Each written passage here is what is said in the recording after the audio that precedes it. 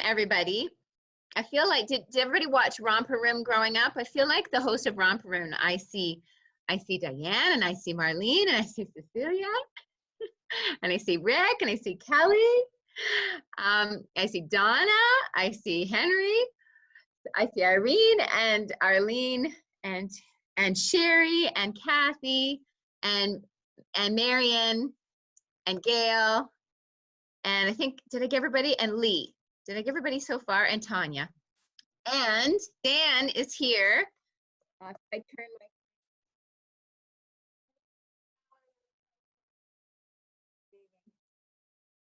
my... And we may have some others joining us shortly. So I'd like to start by saying thank you for joining us today. And again, just acknowledging, that we are on sacred ground here, the Anishinaabe people, and remind ourselves that we honor them in everything that we do and work towards reconciliation. So thank you again for joining us today. And my topic is spiritual care in action. I just said to Tanya I could talk probably about 2 hours on this, but I will try not to be too long-winded and get us out in an hour. I realize some of you are eating, some of you may not have eaten yet. And the topic, spiritual care in action, I could just be talking about spiritual care, but I'm not going to just talk about it. I want us to put it into action today as well. So there's going to be some opportunities for participation. Let me just say right away that if you aren't comfortable participating in any way, you can just observe. So you may have an opportunity to share something that you have found helpful in your life. A little bit later on, we will engage in a bit of a meditation as well. So again, just do as you are comfortable, and we'll get started. So I'm very, very grateful to have Tanya helping me here, because the Zoom factor is always a little bit unnerving when you're doing such a presentation. But if you have questions, I think the best way, Tanya, do you want to explain if they have a question? I will give opportunity for sharing, but you may have a clarification question. Can you explain how that will work, or how they can ask their question? Yep. So at the bottom of your screen, depending on if you're on a computer or a iPad, I think still if you're on an iPad, it should be at the bottom of your screen. There's a little chat box. You would just open it up and type in your question. If you type it to everyone, we should all get a notification.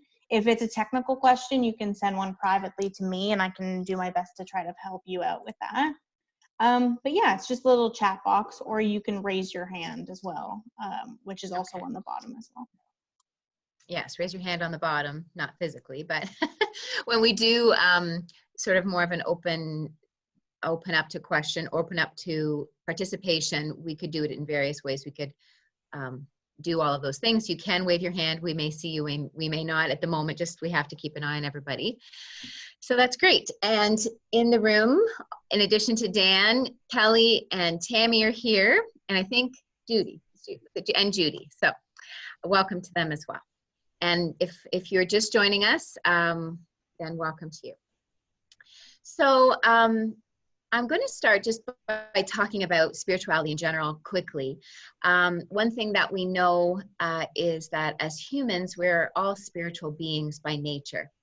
And that is in defining spirituality to be what matters most to ourselves and each other, those in our community, those in our personal lives, and what matters most to ourselves. So if you can think of spirituality as that, what matters most, it makes it a little bit easier, because people have many different ways of expressing their spirituality and different traditions. We can also extend spirituality to animals, plants, and the rest of the earth.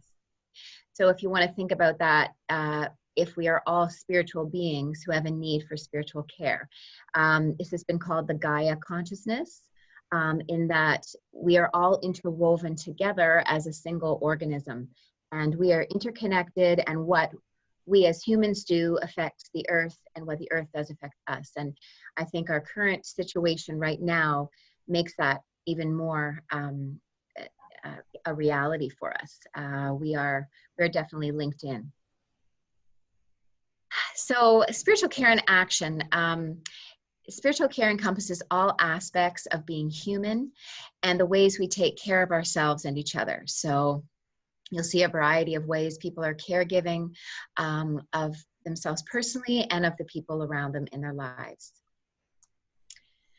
And I'm going to use 3 words to describe what spirituality is all about and spiritual care. The first word is connection. I'll go into more detail about these. So fostering healthy relationships with oneself, with others, and the earth. Spirituality is about practice, so intention and follow through. And spirituality is about awareness, intentional choice making and honoring of our experiences, our thoughts, and our emotions. I'll go into a little bit more detail. So connections. In connecting with our own thoughts and feelings and caring for ourselves, we're better able to stay grounded and support those around us. In connecting with the thoughts and feelings of others and caring for others, we learn that we are not alone and we need one another.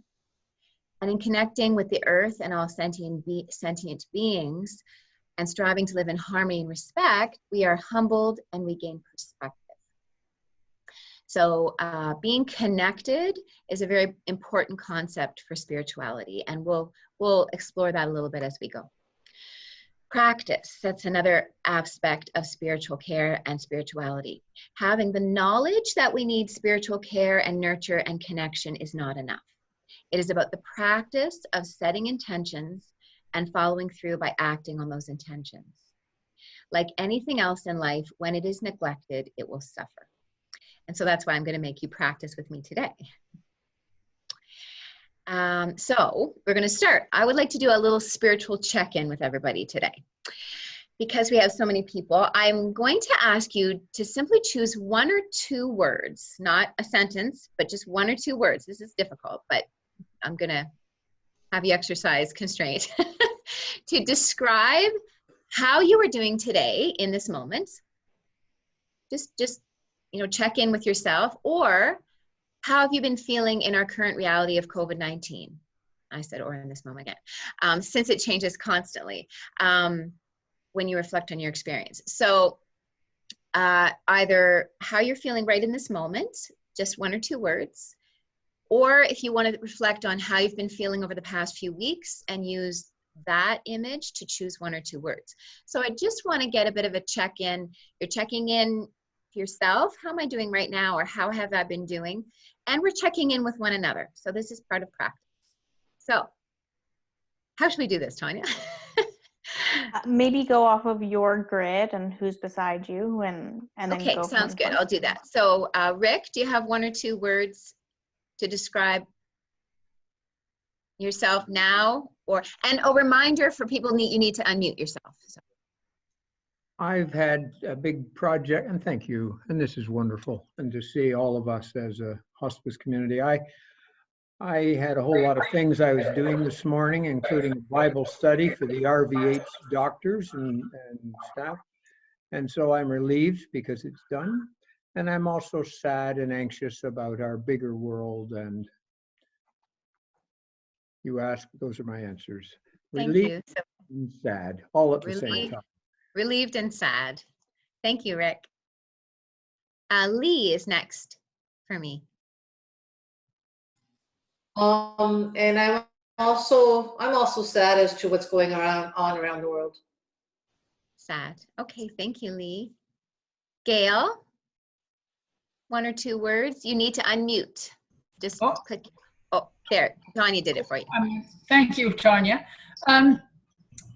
I find that COVID limits me, which I don't like. But today I feel quite organized about what I'm doing, and I feel okay. Nice. Thank you. Limited, okay, and organized. That's good. Thank you, Gail. Arlene, you're in there now for me. Today I'm feeling really calm and relieved to be out in nature, which is so balancing. And the last 2 months, a roller coaster. Okay, thank you. So calm, in enjoying nature and roller coaster. Thank you. All right, and I'm gonna head down. Kathy Trout. Thanks, Tanya. Hi, everybody. I miss your patience. Today I am feeling thankful to be safe, to have a roof over my head, food in the cupboard, all of that. And I guess overall with the pandemic, I've now gotten to a place where I feel resigned. Sounds a bit negative, but I think okay. it's my way of getting to a better place. Thanks. Thankful and resigned. Thank you, Kathy. Tanya, do you have 2 words? I would say a mix of anxious and content. They're both on different planes, but I switch between those. Nice. Anxious and content. And if anybody wants to pass, by the way, if I call on you, please feel free to say pass. I should have said that before. Marion.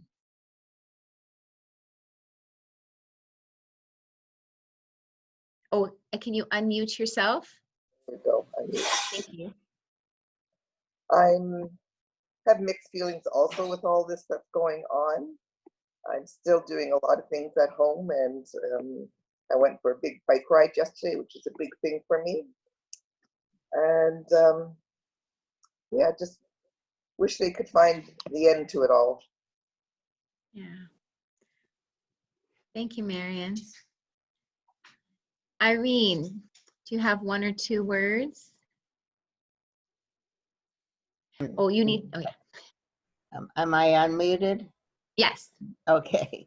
I am accepting of this situation, but I'm also discouraged that it's lasting so long and that I can't do what I want to do with my garden and that sort of thing. So, and all the expressions that have come so far, I think I feel all of the feelings that people have expressed. Thank you, Irene. Marlene? Hi, everybody. I'm with Kathy Charlton. I thought maybe I was starting to feel hopeful because I feel ready to plan. But I realize I'm not feeling hopeful. I think I'm with Kathy and I'm feeling resigned. So if this is the way it is, I'm ready to plan for this is what it is. And Irene, if you need help weeding your garden, I can come on over. Nice. Thanks, Marlene.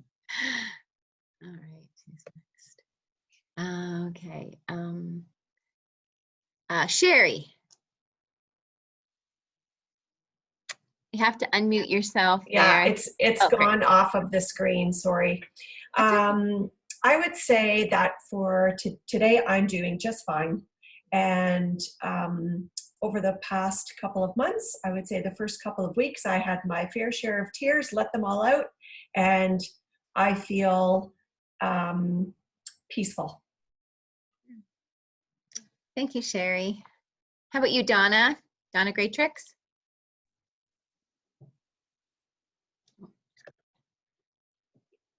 I'm okay. Okay, I think is 2 words now, but it took a long time to get. It took a long time to get to okay. Yeah,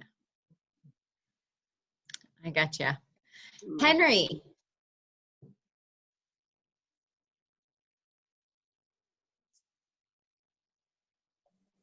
Hi all.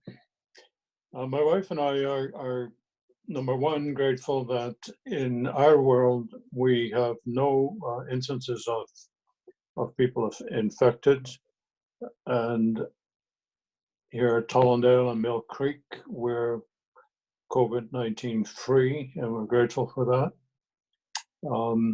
I'm concerned that both Canada and the United States are opening too soon, and that too many people are ignoring the warnings, and that we will see an upswing of many more infections. I'm sad about that. I'm worried about that, but otherwise we're doing fine.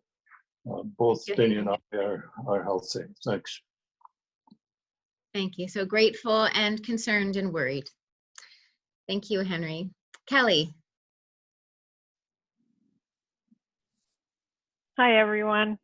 Well, like Henry, I feel grateful that I get to participate in these offerings that Hospice is giving us, all these different topics to talk about and learn about, and keeps me connected with the people there. So I'm grateful for that.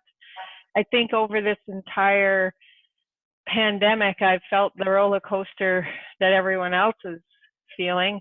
Of late, I'm trying to be hopeful. Want to see my grandkids and my mom, so I'm hopeful that that will happen soon.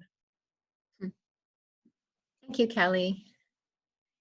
Grateful, hopeful,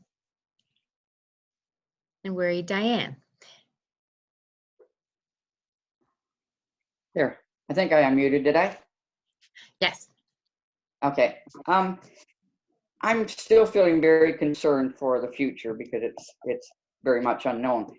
I'm feeling a little more settled in my personal life because for the first time in over 2 months, I had a little social get together with 2 of my very good friends yesterday, and it was just so nice to be with people.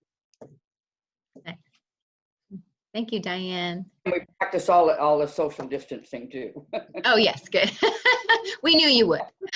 Yeah. Judy. Hi, Judy everybody. Olzinski. Yes, hi. I, again, like everyone else, have a mix of emotions. I was feeling sad for my grandkids whose grade 12 graduation, prom, summer job is gone. My university student whose job is no longer there.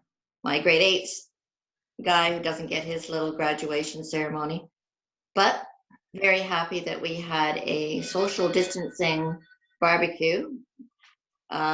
First time I've seen them since February, so that was on the weekend. Made me very happy. So I alternate between happy with the warm, sunny weather and worried about my grandkids and grumpy at times. The warm weather helps. Thank you, Judy. Grumpy's a good word. But thank you for the sharing of your hope as well. Yes. So next I have Cecilia.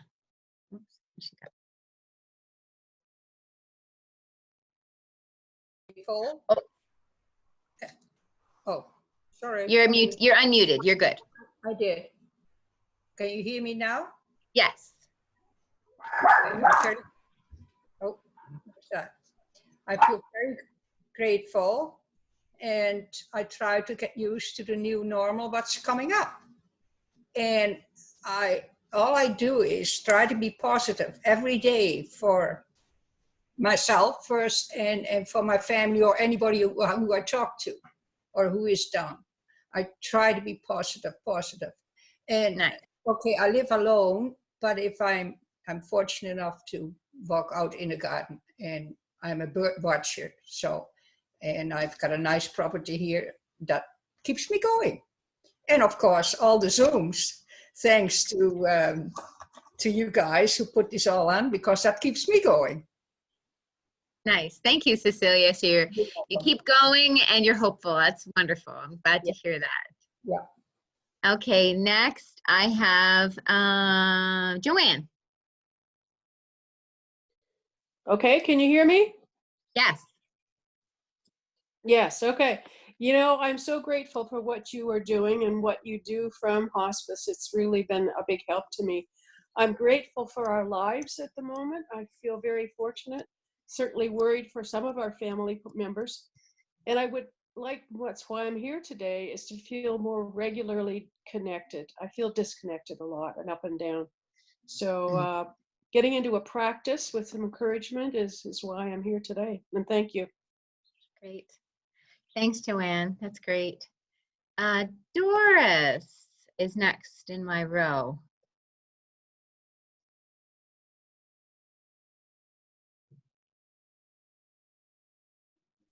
Uh-oh. There we go. Oh, there. Yeah. Yay! For me, I guess sad is one word. mostly for, sorry, my battery's dying. Mostly for people that I know who have lost loved ones, not from COVID, but have just lost loved ones recently and can't be together with family. And I'm very sad for them. But I am very thankful too for the fact that, you know, we're in a good situation right now, I think, but cautiously optimistic. I think we just have to be smart and listen to the people who know what they're talking about. Thank you, Doris. So sad, cautiously optimistic, and thankful. That's great. Margaret Kennedy, I see your name here. Oh, I am muted. Sorry. There, you're good. You're unmuted now. Oh, now you're muted again.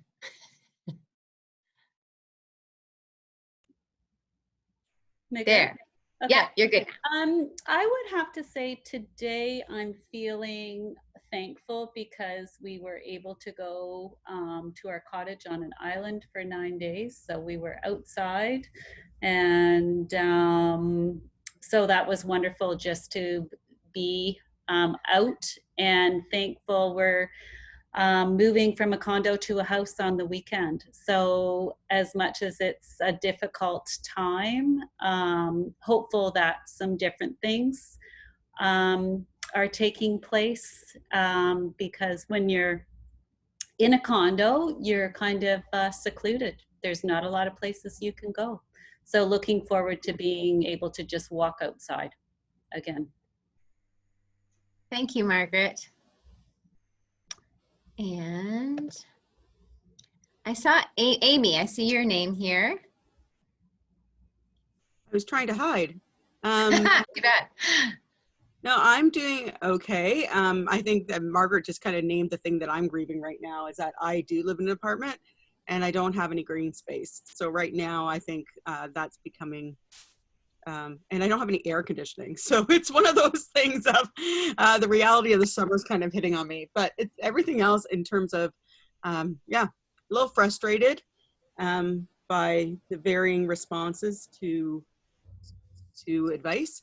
But for the most part, grateful. So I can't complain at the moment. Yeah, I'm well taken care of. So nice.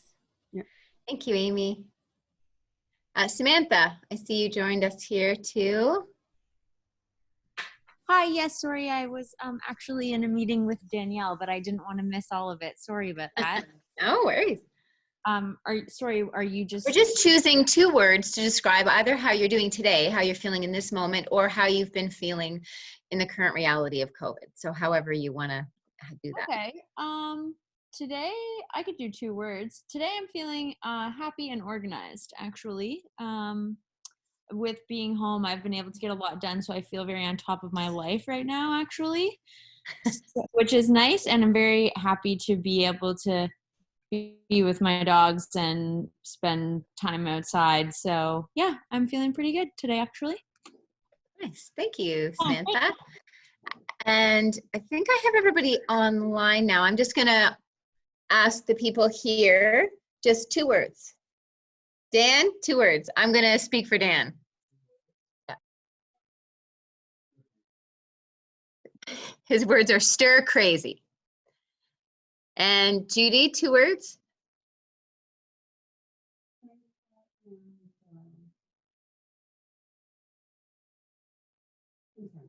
Judy says thankful and content. Ellie, 2 words.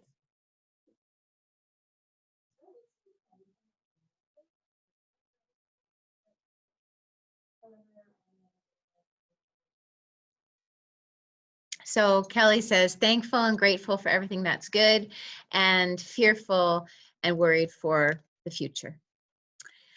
So thank you so much, everybody. I guess my 2 words today would be just grateful for this opportunity to be able to share with all of you, and emotional in general. Lots of different emotions. So anyways, this kind of practice, I encourage you to to do more often than you think you might need. You know, in these times, before I continue, I'll just say there's a need for people to express these things. And even if you feel like you're repeating yourself, it's important. I think the more we talk about things, the more it becomes real for us, the more we can manage it. And the more we share, the more we can deal with those emotions that are just bubbling under the surface. And we'll talk about ways that we can do that. Awareness. So that's the third aspect of spirituality and spiritual care. So spirituality is about becoming aware of what we need and how to best cultivate this for ourselves, for others, and the earth. It's about mindfulness in that awareness, doing everything with conscientiousness, and being aware of the outcomes of your daily choices. So as opposed to haphazardly flying through your day and not really thinking, but to really become mindful and aware of what you need and what's going on. Just yesterday, actually, suddenly I was feeling very tearful, just out of nowhere, and started to feel lonely, and I'm like, I just didn't know what it was. And so I asked myself that question, what is this about? Like, it could be a variety of things, but what am I longing for? And the answer came to me that I wanted to talk to my mom. So I just called her and we had a long talk, and it helped in that moment. But I guess there could have been a number of things that would have brought that feeling on. It could have been frustrations, worries, but I was asking myself, the emotion was telling me something. It told me that I needed something. I needed to take care of myself.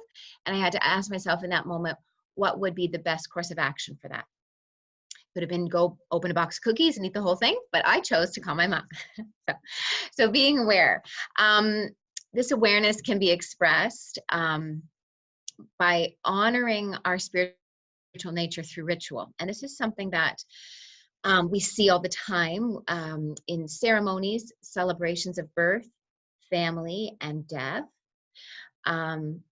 Again, those right now have been given a kick, which is difficult because right now those things that normally would make us happy and excited, like the birth of a baby, not that they aren't still, but they come with all these restrictions. And as well, we know the dying and death process has also been restricted, and people can't grieve the way they normally do with family, or celebrate good occasions like graduations. So while they are being like challenged, we still need to find ceremonies and ways to celebrate. So we have to adapt.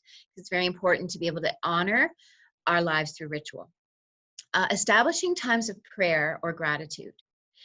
So maybe certain times of the day people might give thanks, or at the end of the day, you might want to, beginning of the day and in the end, you might want to think of 3 things you're grateful for. Do those kinds of rituals.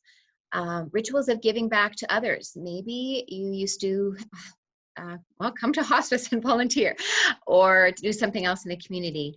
Now you need to find another way to give back, to honor that ritual that you have, that it's been so important in your life. And maybe you can still do what you do at hospice currently, but it's just modified, but maybe you've been prevented altogether. So we need to find new ways to give back. Giving back to others and the earth. So tree planting, go plant some trees, plant a garden. Meaning making or change making activities, those are big. You know, we might create an opportunity to get together normally as family, to do something that makes us happy. So we need to find those kinds of ways to do that still under the circumstances. And change-making activities. We like to think that we're part of a larger wave of change that can help others. And so again, those kinds of things give us that honoring of what we're doing as humans. And legacy. And we're all familiar here with legacy work. What does my life mean? And how can we help ourselves and others do that? So those are just ways of being aware. So that's all part of spirituality. So connection, what was the second one? I've forgotten already. Thank you. Practice. Thank you. Tammy gets 10 points.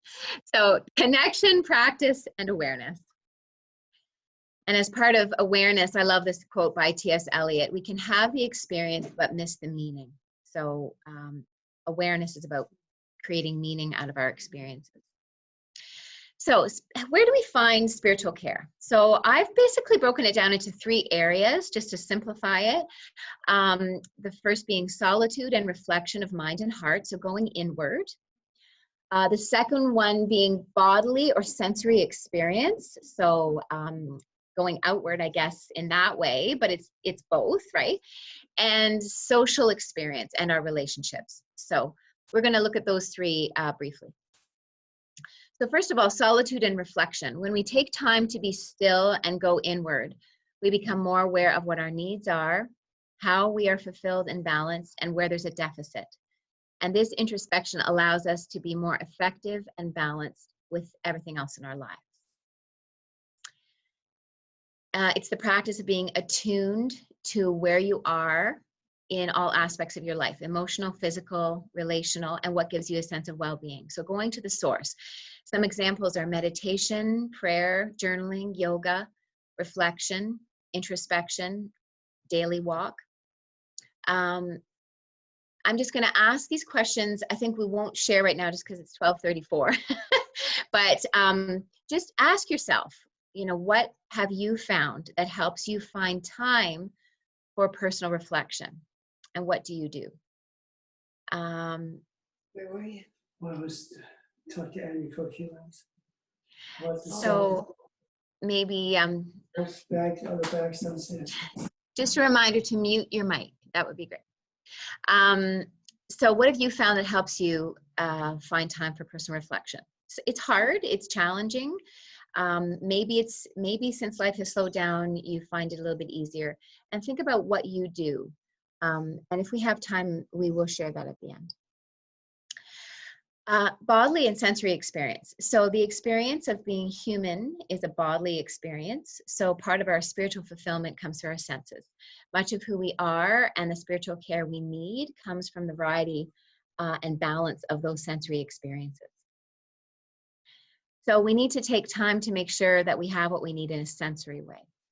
To give our bodies physical healing and be aware of how the choices we make in experiencing the world affect those around us too. And then you can ask, and I'm just going to give an example. Sometimes we get, introspective, and we're thinking about and reflecting about ourselves and life, and then we just need to put that aside and go and spend some time outdoors. Go for a walk, feel those kinds of experiences. So we won't share all together right now, but if we have time, we'll come back to this. What sensory experiences are restorative for you? And how have you witnessed sensory experience helping others? Even just here at Hospice, a bath or the change of scenery by being able to go outside and smell that fresh air. We see how that affects other people, and we know how it affects us. And can you see how this has been affected by our current circumstances? I'll just say that I think that it is. I think we're limited in many ways to what we can do. Amy was just sharing about, not being able to be in an outdoor space, and she lives in an apartment, and a lot of people would just long to be able to go and walk on a beach and feel the sand between our toes, because those experiences make us feel good, and they make us feel like things are okay. However, as far as all of the experiences go, we can still have those sensory experiences. We just have to find ways to create them. And maybe it's just forcing yourself to make a really good meal, even though you may not feel like it and you just want to take out frozen food. But just having those sensory experiences gives us life. And like I said, hopefully we'll have a chance to share those things. I'll open up those questions at the end again. Social connection and relationships. So being connected to loved ones, to friends, and larger society and the earth gives us a sense of community, and it's vital to well-being. As humans, we are inherently social beings with a need to be connected, nurtured, and cared for by others and care for others. And so social connection is both giving and a receiving. We find spiritual care and renewal in giving it to others and receiving it for ourselves. This is sharing experiences. Again, a question you can ask yourself: what social experiences have given you fulfillment in the past? And with the limitations of COVID-19, how have you adapted to the lack of social experiences? How have your relationships been affected? So you can sort of think about those things for yourself. And I think if we don't have time to get back to these questions today, then just reflecting on those, you know, on your own. This slide deck will be made available. We're recording this and we'll make it available. Doing a little bit of thought on these questions and sharing them with those around you. It's a good habit to get into. I don't think you can have enough check-ins with your family and your friends right now. I think it's important. So I want to talk a little bit about balance. Our sense of spiritual well-being comes when we find some balance in our lives. If we're disconnected and not able to practice those aspects of spirituality that we just talked about, the solitude and reflection, sensory experience, and social connection, we become imbalanced. We know this about life.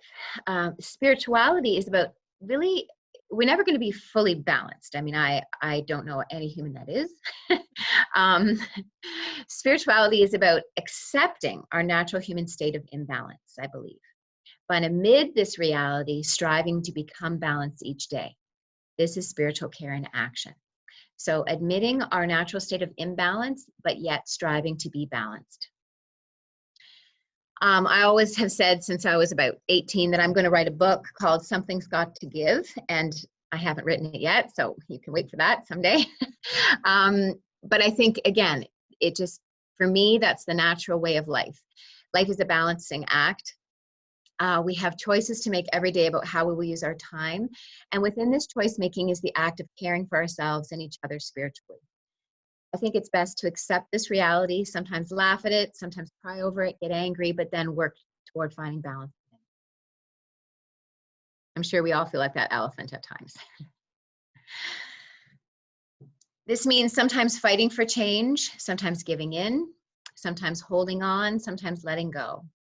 It means negotiating, compromise, being strong, admitting weakness, being comfortable with some mess. And finally, if you can accept this quest for balance as the purpose of life, and in it all you will find the meaning, the peace, and contentment, and the love, which are the essence of the spiritual life. I think sometimes we feel that we have to be perfectly balanced in order to find those things, and we can put pressure on ourselves if we're not doing things a certain way. But I think the secret is in finding those beautiful moments of peace and contentment and love within the imbalance. That's why I like these pictures, because they say it all, really.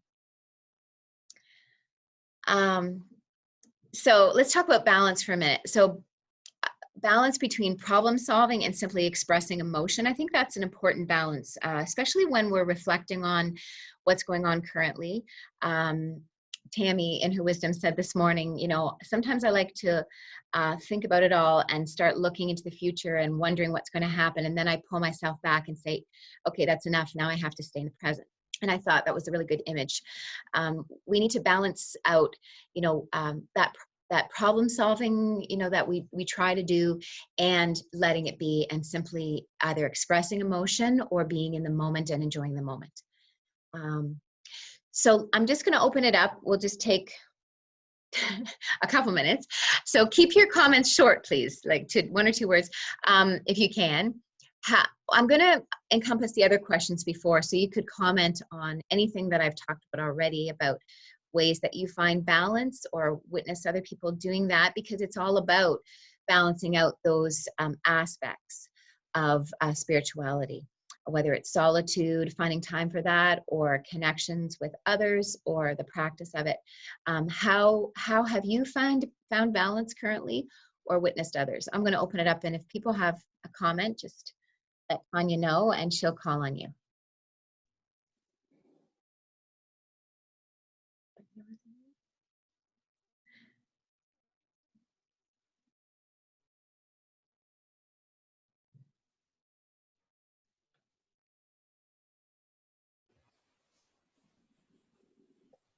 You can also unmute yourself and just make the quick comment. Okay, sure. I'll start. Okay. Can you hear me? Yep. Okay. Yes. So balance. Balance for me would be physical activity is a big help. And other than the 3 people that live under my roof, trying to socialize with creative ways with other people, other friends and family. Obviously safely, sometimes it's just by telephone, but keeping lines of communication open and not isolating myself. Thank you, Sherry. That's great. Perfect examples. I'll start next. It's Lee. Go ahead. Yes. Balance for me is walking daily outdoors, enjoying nature. I meditate daily with music. I get together twice a week with some friends on Zoom and we do drumming. I social distance with my friends. We have coffee from afar, and I'm always in communication with my family and friends via telephone or on WhatsApp. Nice. Wonderful. Thank you. That's it for me. That's awesome. Wonderful ways to find balance. Anybody else?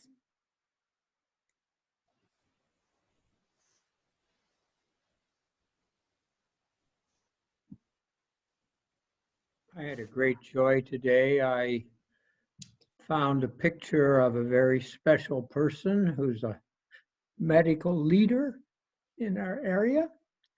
And I sent that picture to his colleagues and to his favorite mother, Judy on Lazinski.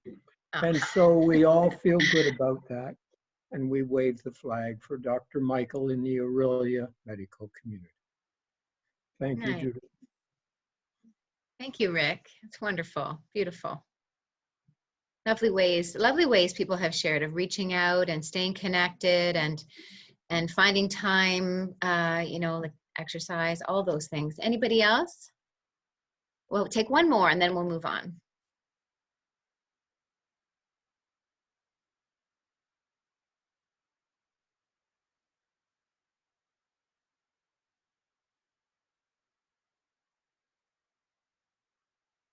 Okay, well, why don't we continue on, and there'll be other chances to share if you think of something later. So during challenging times, like crisis or critical life events, it can be easy to feel even more off balance spiritually. Therefore, during stressful times, it's even more important to practice spiritual care. However, the reality is that spiritual care can often be neglected during these times for various reasons, and good to keep them in mind to see whether you're slipping into that yourself. Circumstantial limitations, we all know what that's about. If we think about our current example of COVID-19, we are limited perhaps in what we like to do. Perhaps the way you felt balance was to go camping and take the canoe out, and now you're not able to do that.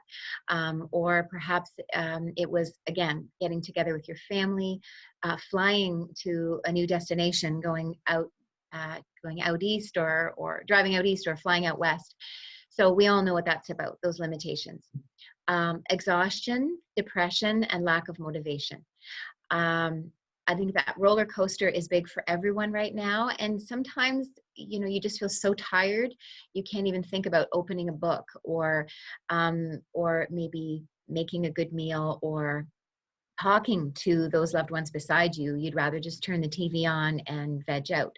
And again, that's okay.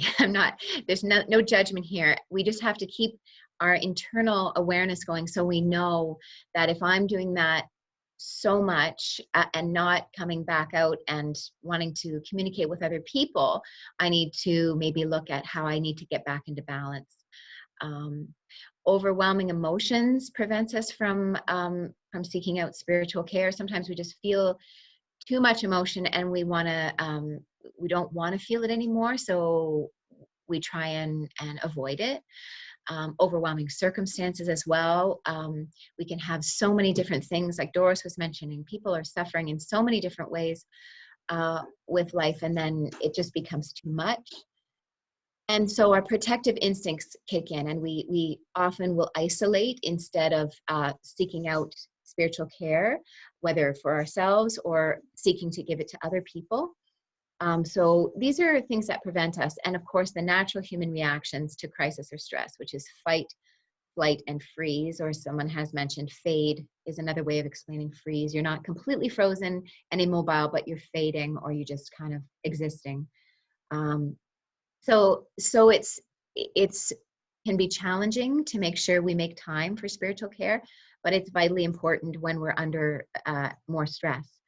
And I'm just adding this in, signs of spiritual distress are abandonment, anger, betrayal, despair, fear, guilt, and meaninglessness. Obviously, you're going to recognize that these are much similar to the signs of grief. And really, when a person is in spiritual distress of any kind, it's like a grief that you would find when someone has died. You're grieving.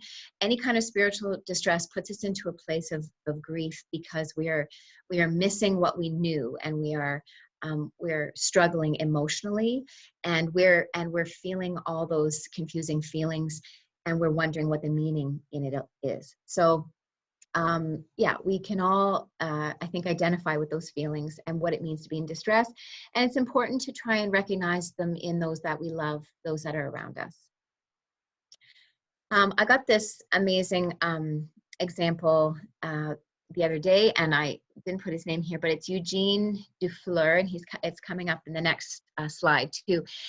He is a counselor in London who works with a hospice there, and he is a trauma specialist. And we've been currently, some of the staff here have been taking a course on trauma and complicated grief. And I really liked the next few slides are some of his. He talks about suffering and spirituality and the depths and the hopes. So we can feel the depths there on the one side, and what the hopes are of what we might do to counterbalance those feelings.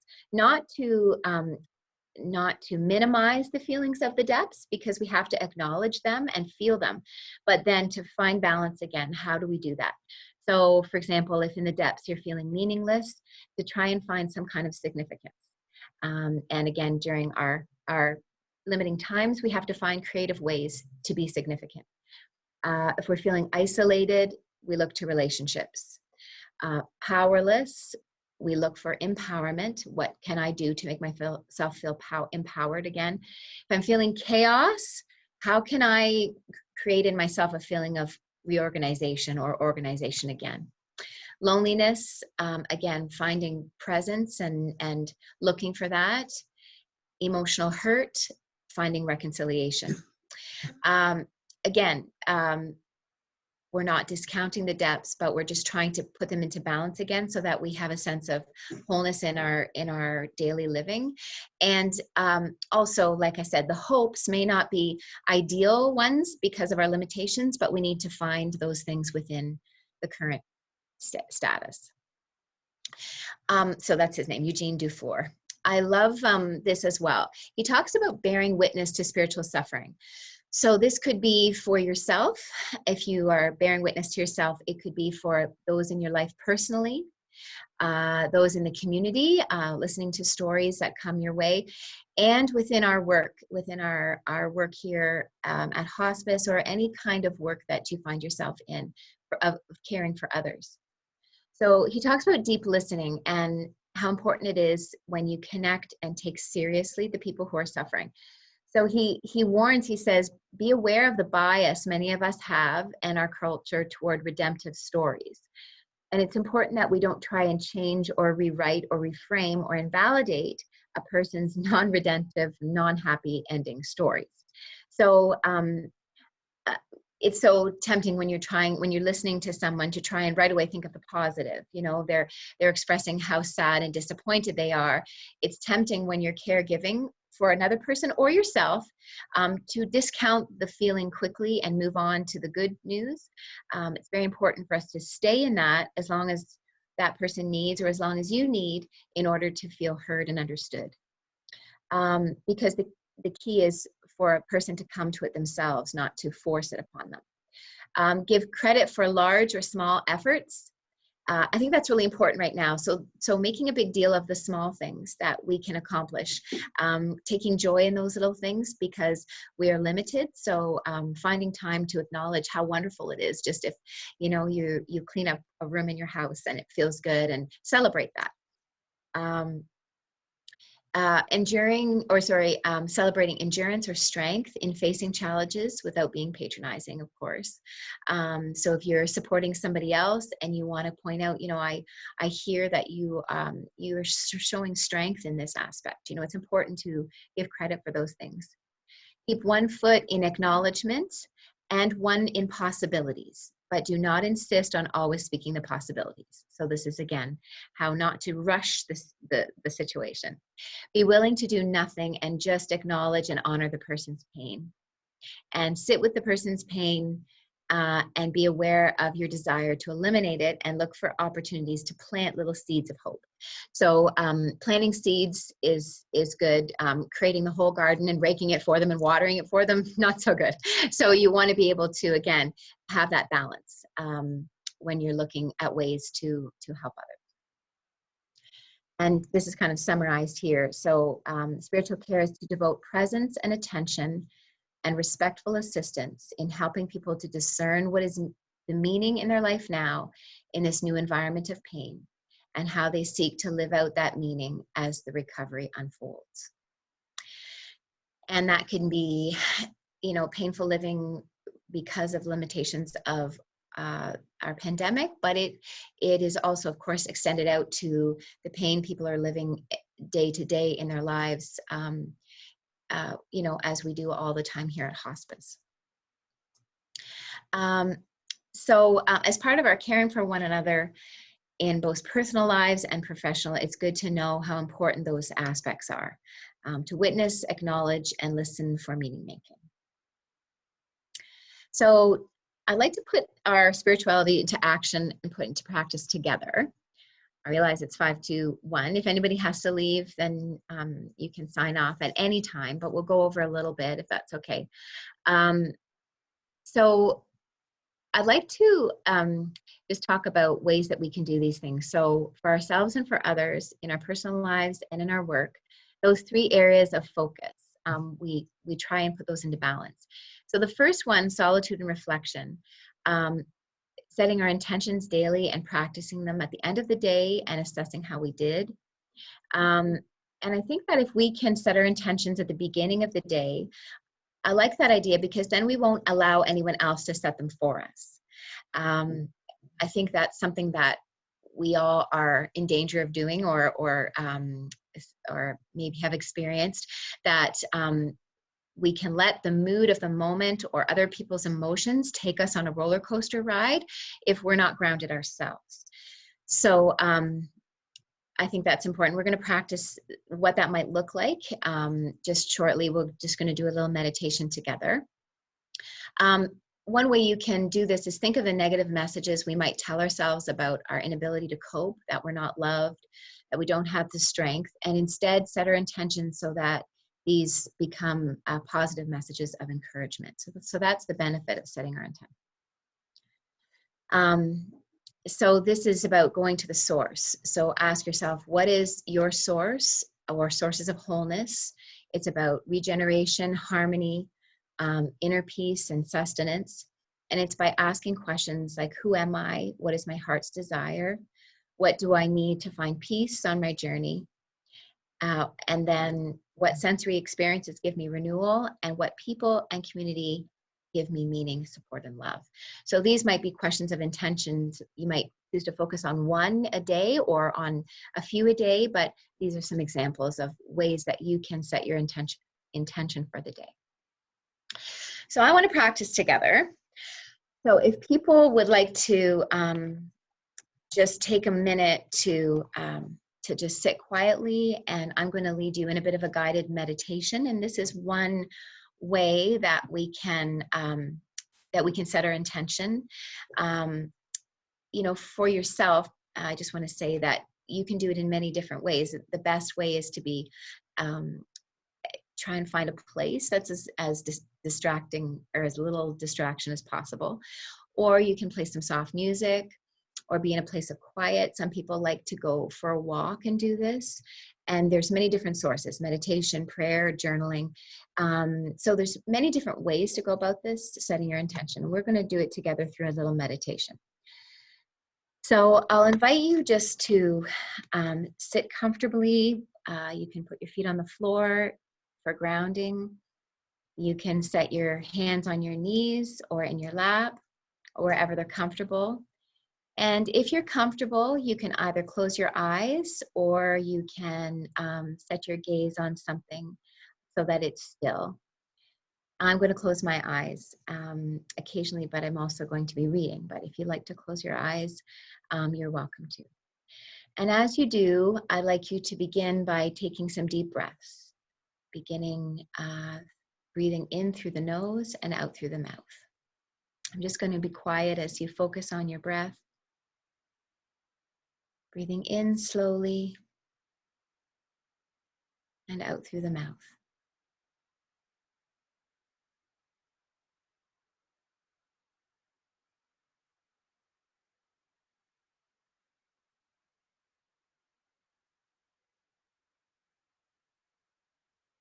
As you breathe in, you can say in your mind, I am breathing in. And as you breathe out, you can say in your mind, I am breathing out, just to stay focused on that breath. There might be other distractions around you, but just stay focused on that breath. I'm breathing in. I'm breathing out.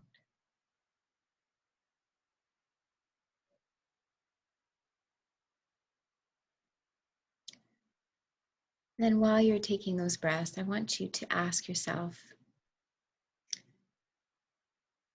one of those introspective questions. Who am I?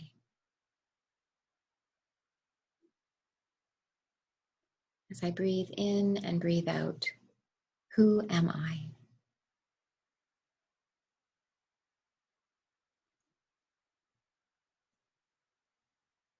Another question, what is my heart's desire? What is my heart's desire?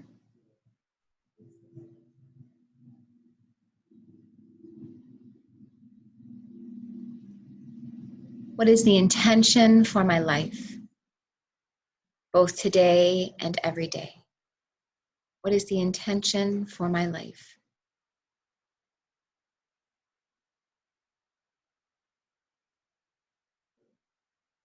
Is it love?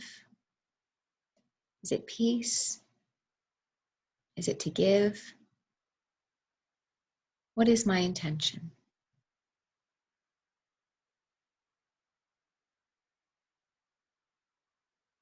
And how can I put my intention to practice today?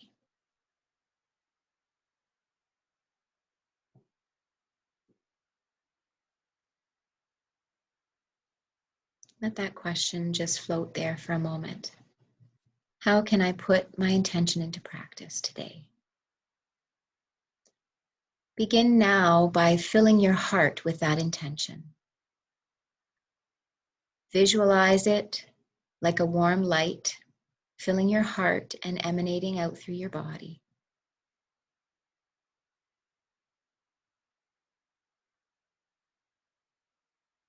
And now feel that intention from your heart, through your chest, out through your hands,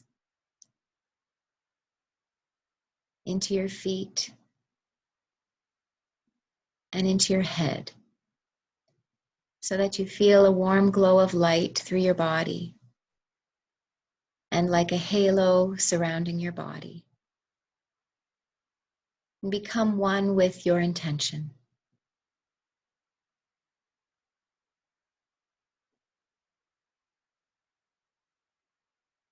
And then I want you to think if there are any barriers to your intention that might meet your way today.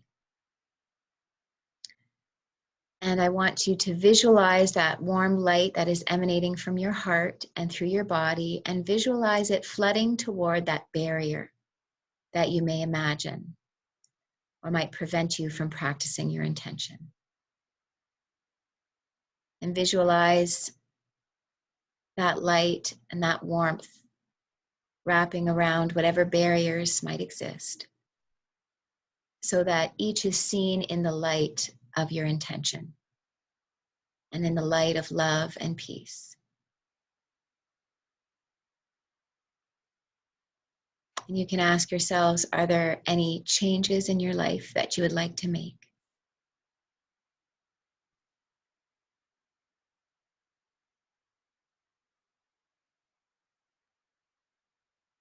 You can ask yourself, what am I missing right now?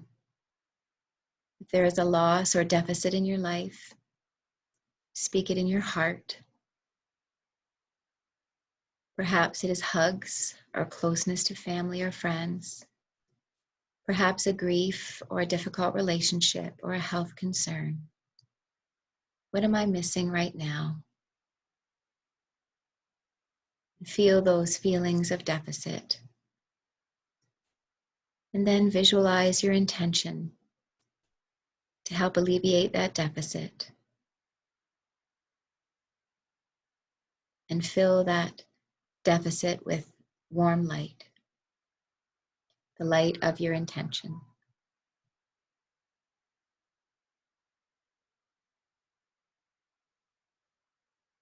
And just stay in that place of warmth and light and your intention for a moment. I'm going to end with a reading. It's a reading by one of my favorite authors, Marianne Williamson. Today, I will recognize everything that happens as an opportunity to grow, a chance to embody who I am capable of being. If I am tempted to weakness, I will choose to be strong. If I am tempted to anger, I will choose to forgive. If I am tempted by fear, I will choose to love. No matter who I meet today and no matter what occurs, help me to remember to love. Guide my mind and open my heart. Whatever the lesson is, whether it's challenging, I will see each moment as a chance to grow.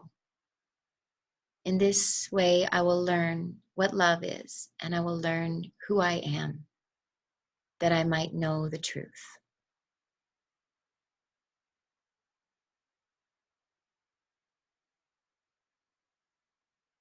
I'll just invite you when you're ready to join the group again. Open your eyes and maybe stretch out your body and come back to the present moment.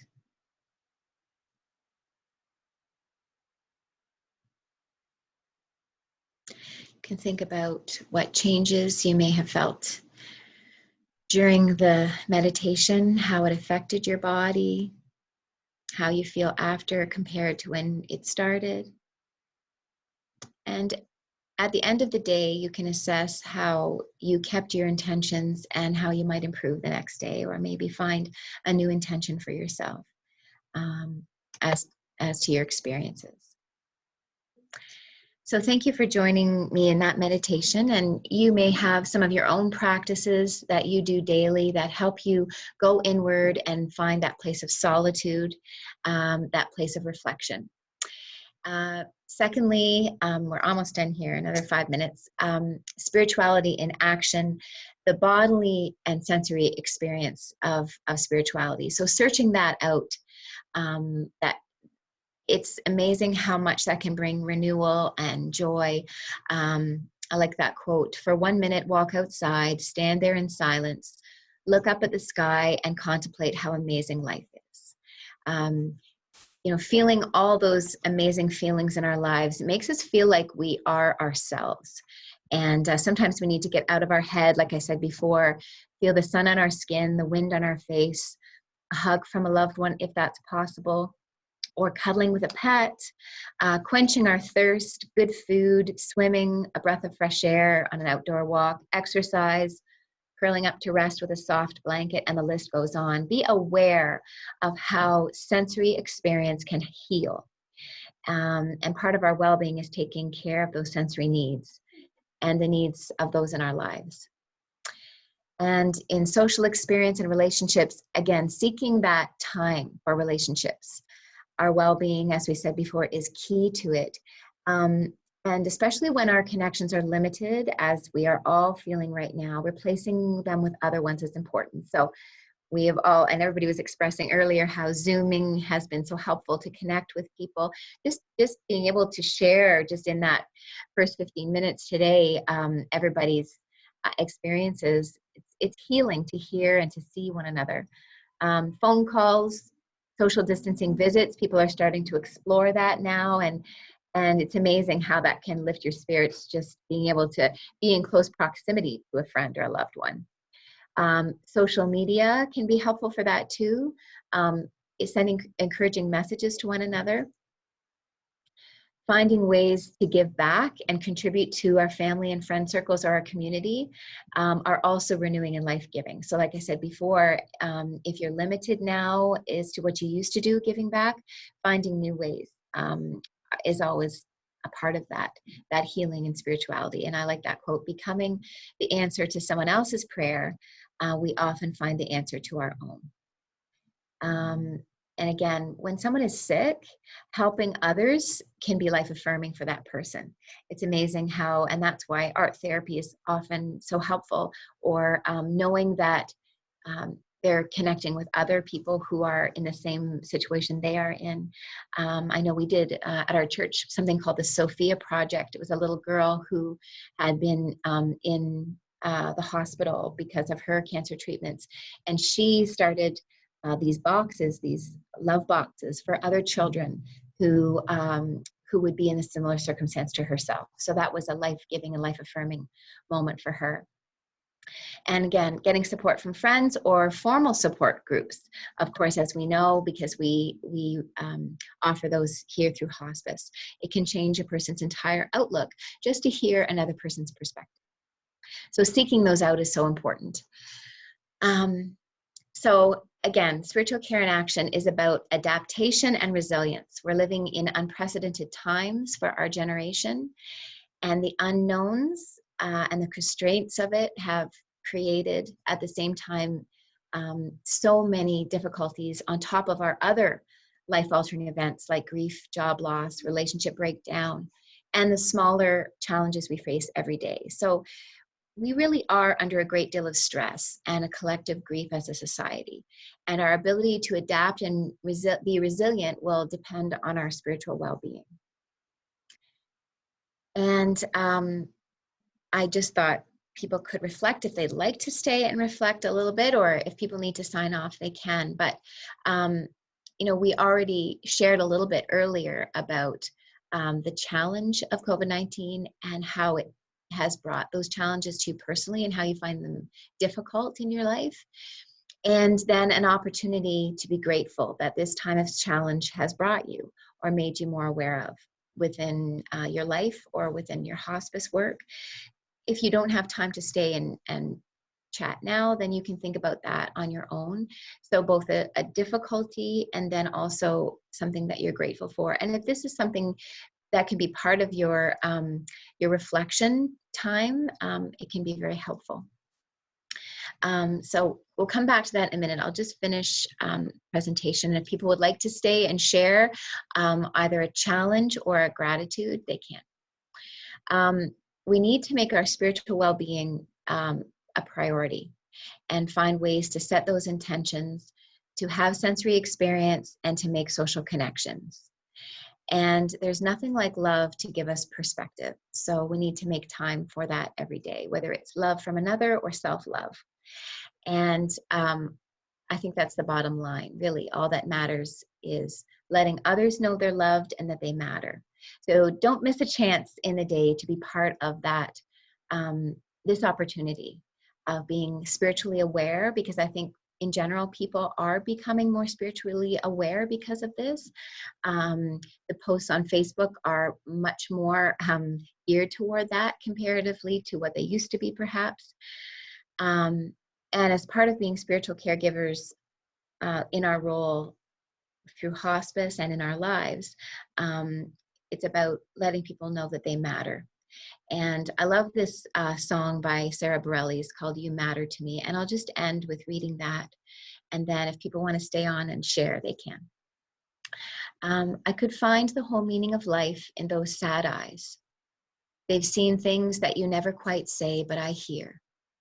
Come out of hiding, I'm right here beside you. And I'll stay there as long as you let me. Because you matter to me. Simple and plain and not much to ask from somebody. You matter to me. I promise you do. You matter too. I promise you do. You see, you matter to me. So that's the bottom line. Spiritual care is about letting people know they matter and letting yourself know that you matter and taking time for that. So I will come back. I'll go back to those two questions that I posed. If you need to sign off, I'm going to say goodbye because I know it's 1:15 and people may have something they need to do. But if you'd like to just, offer some thoughts on the entire presentation or on those two things, something that you've found very difficult or challenging, or something that this current epidemic and this current quarantine has made you grateful for personally or within your work.